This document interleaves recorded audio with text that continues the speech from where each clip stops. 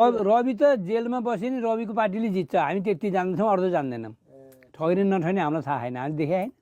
के थाहा हामीलाई रासो रासो घन्टी पार्टी घन्टी पार्टीले काङ्ग्रेस अब काङ्ग्रेस हाम्रो राइट छैन पुरानो काङ्ग्रेस हो नि त पुरानो काङ्ग्रेस भएर नि पछि लाउँदा बिग्रियो हाम्रो चाँगै जम्मै हाम्रो न केही दिए न केही पाइयो अब रासोपाले चाहिँ घन्टीले चाहिँ के देला केही पनि नदिने हामीलाई उचित नेता चाहियो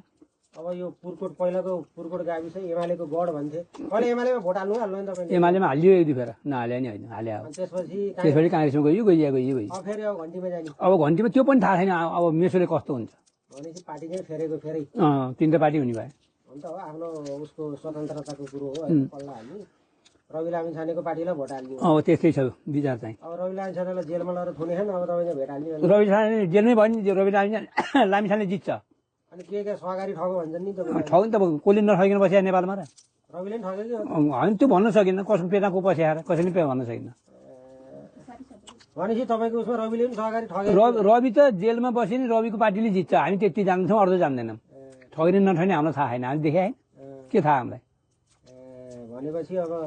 भोट चाहिँ घन्टीलाई भोट चाहिँ यसपालि घन्टीलाई हो